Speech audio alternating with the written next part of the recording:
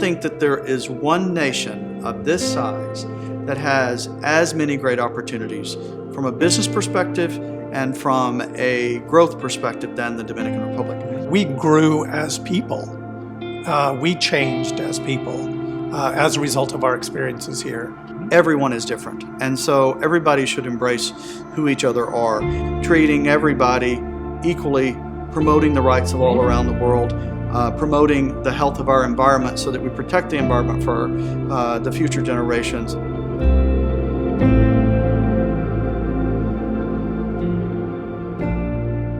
When we really looked at where in the world would we want to go, we knew the Dominican people already. We knew the wonderful warmth of the Dominican people.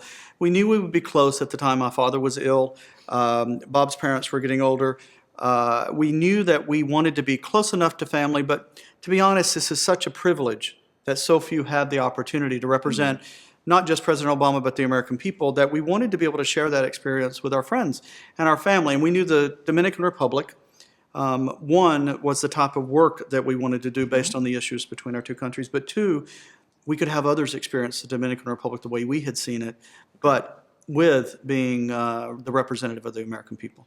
I specifically remember the moment where I turned to him and said that if this is truly something you're really interested in pursuing, I feel we can make that happen. You did know this country very well. Yes. We knew the country well in the respect of we had vacationed here, we have a social network here. In 2000, I believe it's 2009 actually, I was looking at this a couple of days ago, putting a photo album together. And it was 2009 when we closed on the property in Wandolio. Okay. But we'd been coming here prior to that for many years. It was one element that we knew well. Well, there were many things we found out during the course of the last 3 years that we didn't know so well. Yeah. But it, that's just added to the adventure of being here. Yeah.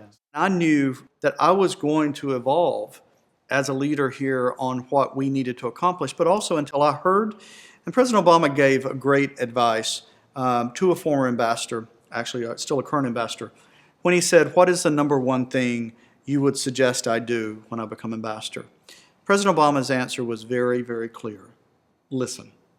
And I thought that was very profound because until I heard President Medina's objectives, until I heard what had been accomplished and what our goals were with the U.S. Embassy already so that I could build on those that previous ambassadors and teams had done, then I didn't think we had the opportunity to come forward. What would you say are your main accomplishments that you can actually feel proud of? So I think we both have many.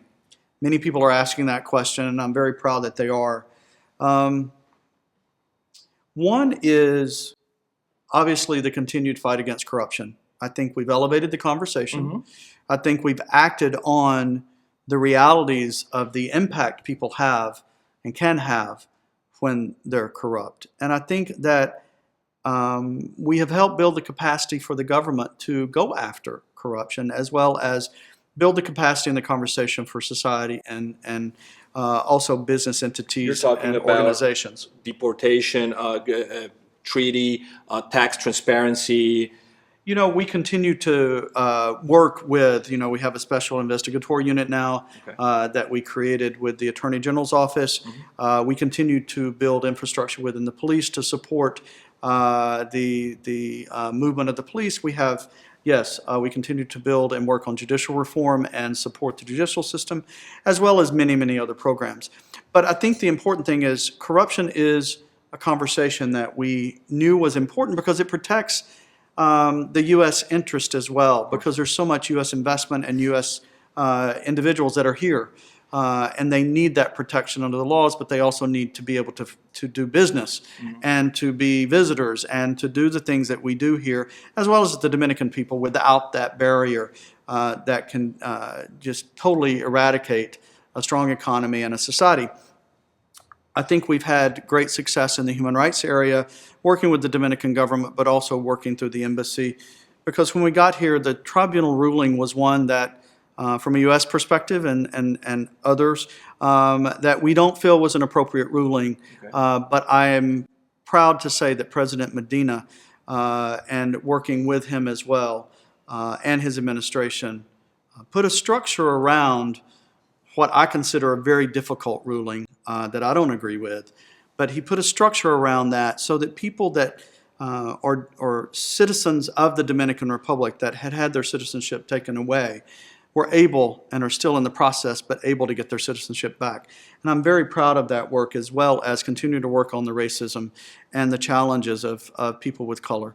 But also, we have to say on the LGBTIQ rights, I think that now we have a society that understands that everybody should be able to be treated fairly under the law, and equally under the law, as the Constitution says.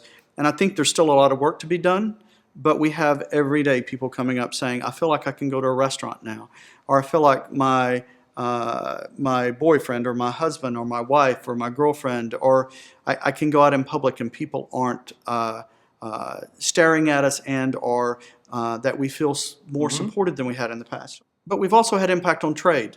And I think we continue to work on the trade opportunities when we've worked with the individual groups, the small farmers up in the Cibao region, whether it's that or on the tourism sector, and getting pre-clearance. And then we work on the judicial reform, which I think has been great success.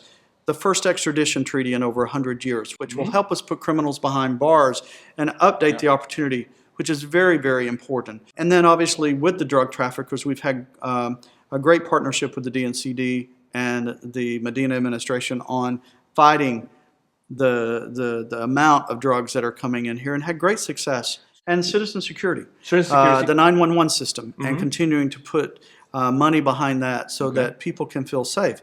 I think it's not getting a lot better, but there's a place for people to go. Yeah. I think it goes without saying, ultimately, that there's really not much that impacts this country that doesn't in turn impact the United States, and vice versa. Exactly. It's impossible to separate some of these elements of diplomacy, because there's 1.8 million Dominicans that live in the United States. And there's a very significant number of Americans that live in the Dominican Republic. And the tourism is enormous. So things such as the environment, which we had, I played a very personal role. So it was purely coincidental. Things kind of just happened. But, Wally called me one day and said, there's going to be this premiere of a movie at the embassy about the environment that was filmed and produced by a man by the name of Jake Keel, who lives out in Punta Cana. And he said, do you want to come out with the rest of the embassy and watch this movie? And I was like, sure, why not? I mean, it's something interesting to do. And so I go out, and we learned through this film, which ultimately was about the environment, about the deforestation it began about the deforestation of Haiti and along the border region. But then as they were filming this movie, they learned of illegal deforestation going on in the Dominican Republic. Illegal. Oh, illegal, okay. Illegal deforestation. And for the purpose of producing wood charcoal, which was being exported to the United States. So when I hear this, I'm sitting there and I'm like, why are we importing wood charcoal into the U.S.? I mean, like, We fight for the environment. We did not know. You didn't know. Had no idea. Anything like this was happening. No, had no idea. Well, obviously it was illegal. I mean, it was underground. Well, yeah, but it was being legally imported to the U.S., however. And that's what we didn't understand. So we didn't understand the whole connection. And so I had a long talk with Jake after the preview of the movie. And I was like, I don't know that there's much that we can do in the Dominican Republic that's really not our area to say whether you can or cannot cut down your trees. We can certainly say it's probably not a good idea. You can suggest, but it's not your turf. Right. But what is our turf is the importation of wood charcoal to the U.S. So I asked for some more details, and then I said, listen, I got a few friends in Congress. If you want, let's go to Washington and have a chat with them. And so off to Washington we went, and Jake and his co-producer of the movie met me in Washington, and I think I scared him a little bit because we visited 6 congressional offices in one day, and Pretty busy schedule. had face-to-face meetings with these elected officials, not just their staff, but 3 senators, and yeah, and it actually ended up being effective because it sparked a conversation here, where I think you're well aware now that Minister Brito of the Environment is taking very aggressive moves to, stop the environmental damage that's taking place here in the Dominican Republic. That was one effort that was really interesting to be involved with. And then I think another accomplishment that I'm probably most proud of all was pushing for the discussion of gender-based violence and sex trafficking that was going on in this country. Again, I will contribute that information and that motivation to, at the time, Attorney General Brito, who gave us a significant amount of information and data as it relates to that subject matter. You were talking about many of the interests that the United States has here. You've seen, obviously, investments grow. You've seen American brands come to the Dominican Republic and be extremely successful. You've seen, we see it growing. How would you convince or how would you promote the Dominican Republic abroad? I don't think that there is one nation of this size that has as many great opportunities from a business perspective and from a growth perspective than the Dominican Republic. Mm-hmm. You have mineral resources that are some of the best in the world, and you all know who those are. You have incredible agricultural opportunities in the Cibao region and around. Yeah. And I can tell you that with the proximity to the U.S. for products and services, it is a tremendous opportunity. You have a labor force on the border and in the Dominican Republic that's an affordable labor force. And so you have tremendous business leaders here and new entrepreneurs that are constantly creating business that have access to the U.S. and the European markets. And so if somebody was going to invest, I would say you have tremendous opportunity here because you can compete against any market in the world from a labor source perspective. If we can continue to work on the corruption, allow trade to come and go and flow freely, that with DR-CAFTA, which is another huge opportunity and reason why I would say invest in here, you've got the HOPE and the HELP Acts on the border, and that helps Haiti and the Dominican Republic work together. There's no place that I can tell you, other than the United States, I would say would be a good place to look at the opportunities. But that said, because of the I'm always interested in what comes after the buts. Yeah, the challenges that are here, Yeah, I think they continue to have to, we continue to have to work on those because that is why we're not seeing the level of... When you say we, you mean obviously Foreign Service, the United States here, and the government? And the Dominican government. But really it's the Dominican government and the Dominican people. Please tell me with one word the relationship between the U.S. Embassy and the Dominican government. Has it been cooperation? Has there been non-cooperation? If you want one word, I would say excellent. Okay. And I will expand. I've had an amazing relationship with President Medina, and I think Bob and I both have great respect for the way that he and his wife, the First Lady, have embraced us, but also continue to work with the embassy. And so I cannot sit here and tell you any different other than the relationship has been excellent, and the majority of people within the government have been more than accommodating, and it has been an honor to work with them. We know that we disagree on maybe some things behind closed doors, and we continue to work on those.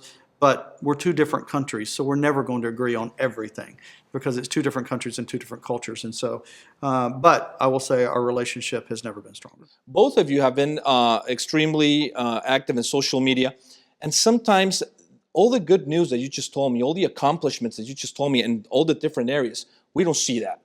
I try to utilize the social media outlet as a forum to instigate conversation, and or at times when I believe that there are people who are out of line,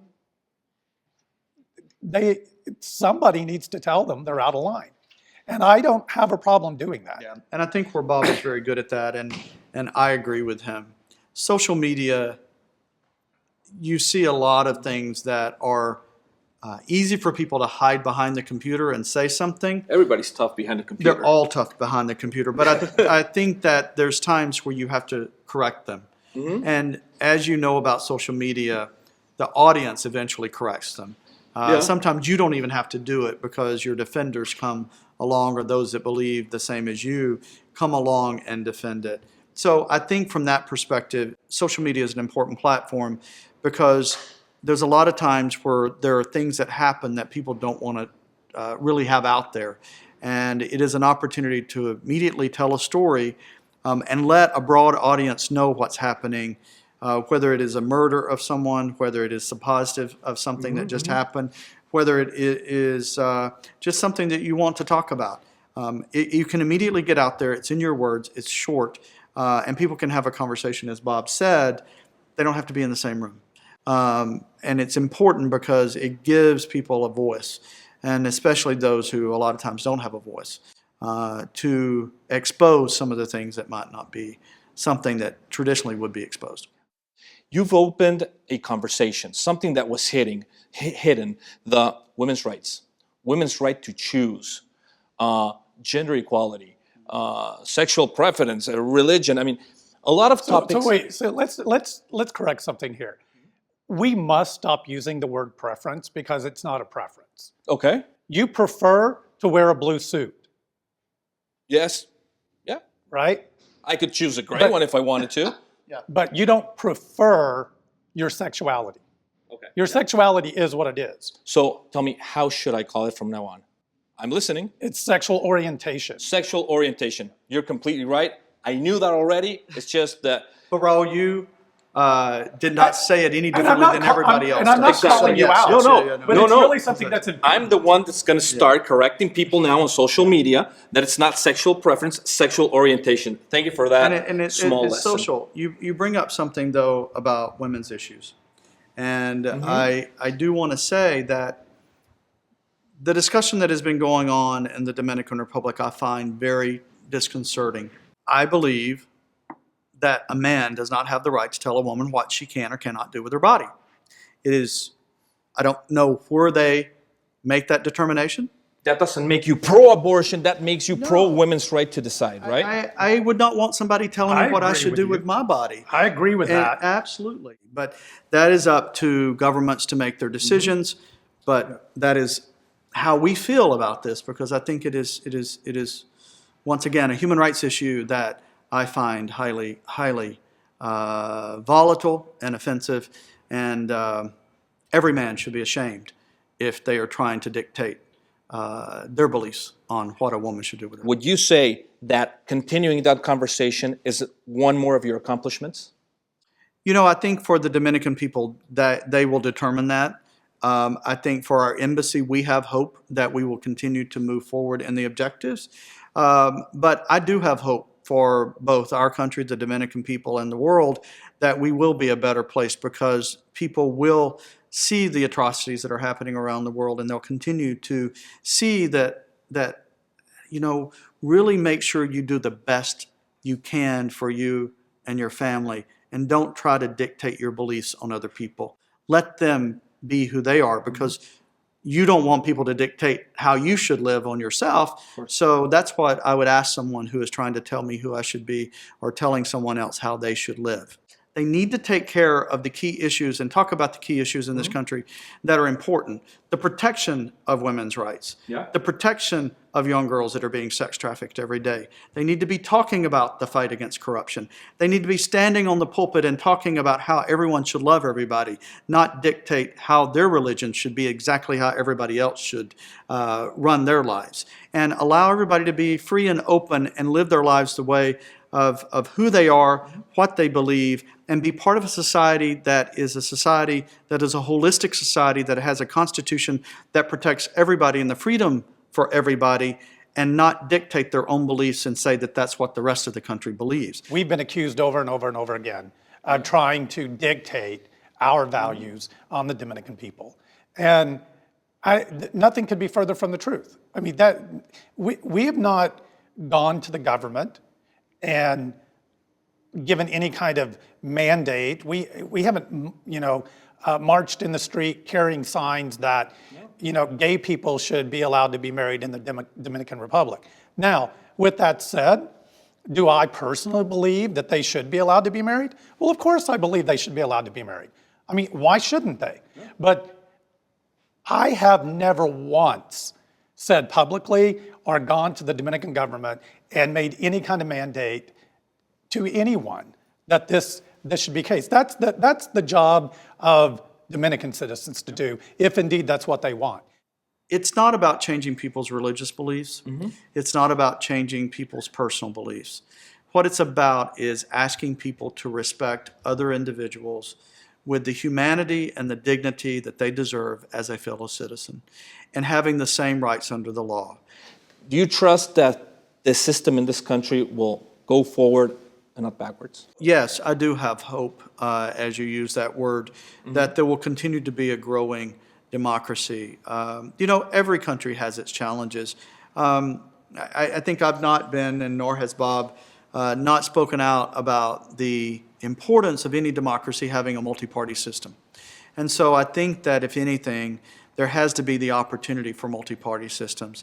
It doesn't mean that one is better than the other. It doesn't mean that I have an opinion one way or another against any party, because that's what people try to spin things. I just think you have to have the healthy debate between different opinions. And so I look forward to watching how democracy continues to grow here in the Dominican Republic. You're leaving. Friends don't leave friends.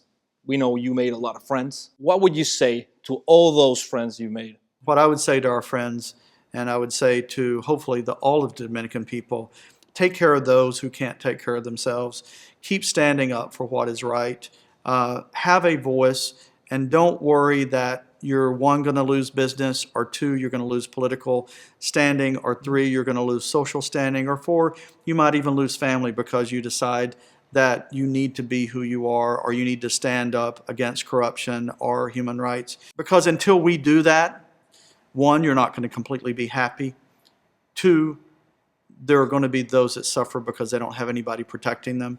And three, we won't be a better world. And so that is what our hope is, that people don't forget that as we go to these wonderful restaurants in the city, that there are many that can't eat. Whether it's in the Dominican Republic, there are many young people that are tied up to beds. So I just want to make sure that people understand that we're all part of humanity.